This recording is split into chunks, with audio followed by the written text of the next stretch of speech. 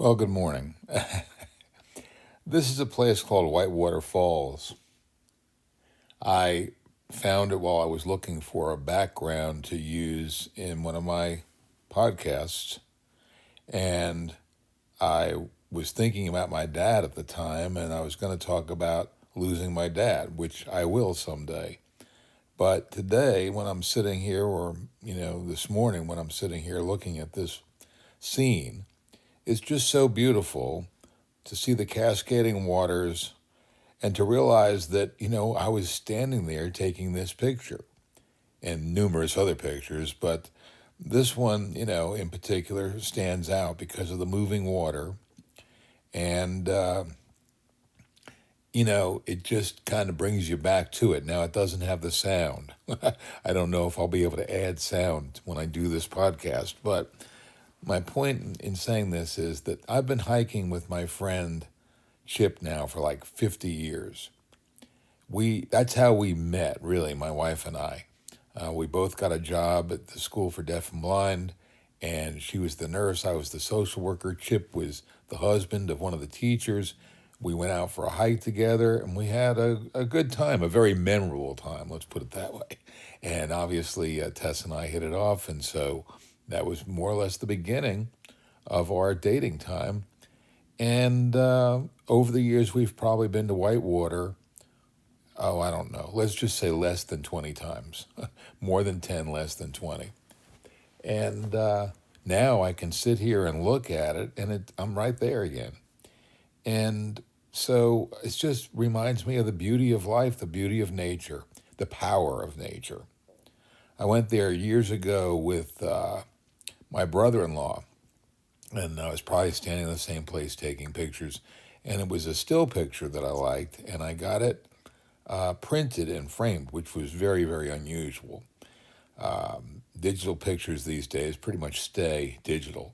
But anyway, I got it printed and framed, and then while I was looking at it, there was a person up under one of these falls, in the background falls, the upper falls. There was a person standing back there under the water. And I did not see that at first at all. And boy, it was just like, where's Waldo kind of thing. It was like, oh my God, I didn't know there was anybody under there or in there. I've never done that. I didn't climb these waters or attempt, to do that kind of thing. But however they got there and however they did it, they did. And just think of the experience that he was having that day. So it's just a pretty miraculous thing. And to me, waterfalls are like the ocean waves. It's something about them, the power of them, the consistency of them, the sense that they're always there. It's like whatever else is going on in life, in your life or in the world, you go back to the ocean, you go back to a waterfall, and it's still there. And it's still being a waterfall. And the power and the glory of it is just kind of overwhelming. There are other occasions that I went there with the whole family. I think that's the last time we were there, was kind of with Tessa's brother and his wife, and then our kids, Sam and Lauren and the kids. And we were there on the platform. I have a few pictures of that. It's just, it was a place to go. It was kind of an event kind of place. And so that's the beauty of Western North Carolina, is that we have places like this that are so attractive, so beautiful. It's not the Grand Canyon or Yellowstone, but it is something, and something quite beautiful. And so this is kind of where I'm turning back today for that kind of spiritual nurturing. I don't use the word spiritual much, but I mean, there are cases where it seems to be appropriate.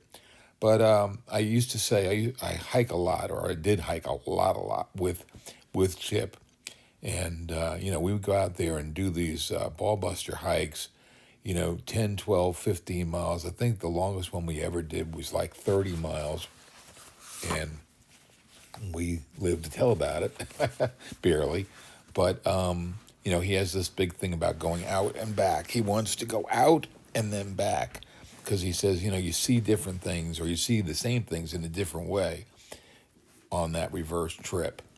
And so, and I hear them, so in other words, we don't go with two cars and park in two places. We just park, go, hike, and, come back. Well, we had done Whitewater Falls a couple of times, and, it was magnificent then. And when you're hiking it, you're not necessarily standing there looking at it like this. You're kind of down below and getting a different perspective of it from the hiking trails.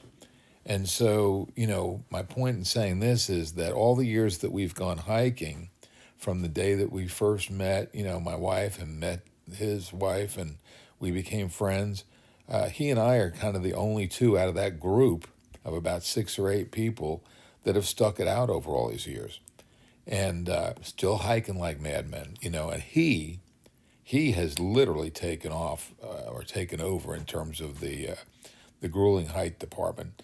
All the hikes that I did with him, I recorded on Ride with GPS or on a GPS device. That's my diary. My thoughts were, someday, if and when I can't hike, I can always go back and look at those pictures. Well, I'm kind of at that day a little bit. I mean, you never think it's going to happen in a way, but I'm not the hiker I was. And certain medical conditions popped up and age popped up. And next thing you know, hiking 10 or 12 miles seems like almost impossible. He's still doing it, and more power to him. And I may or may not get back to it, that level. But I do, 3 to 4 to 5 miles, and, that's enough for me right now.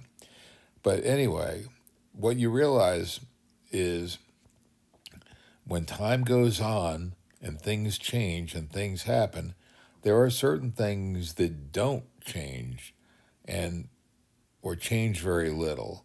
And I think that's the irony of life, that you like they say, you can never go home again. I don't know what the saying is, but if you do go home, your house always seems a lot smaller. Everything seems smaller than it was or different than it was, and candy stores might have closed down, or streets might have changed, or in my case, my house got plowed down, replaced by one of those McMansions, and things are different. What you think might be permanent turns out to be very transient.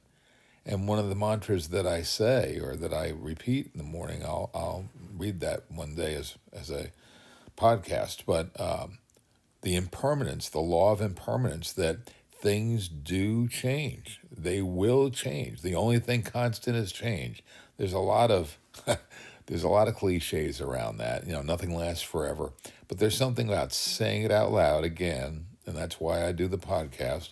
Saying it out loud gives a little more three-dimensional aspect to it, And so this is Whitewater Falls. I bet today, in this snowy day where I'm snowed in, I bet it's still falling. I bet those trees are looking, not in their green splendor or their fall splendor, but now in their winter splendor.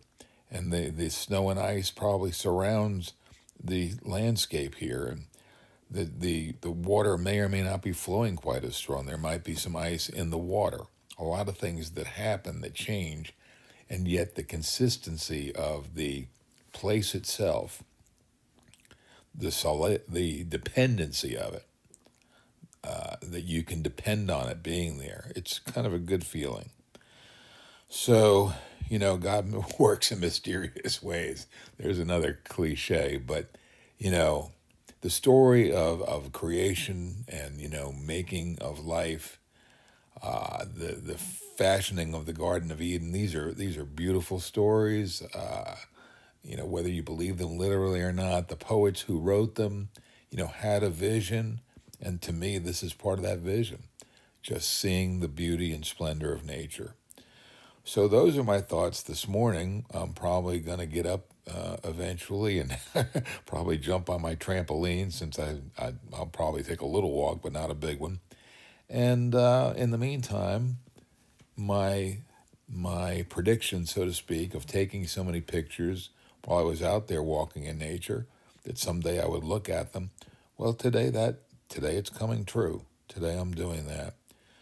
So again, I always feel like I have to end on an upbeat or some sort of advice or something. But if you're out there,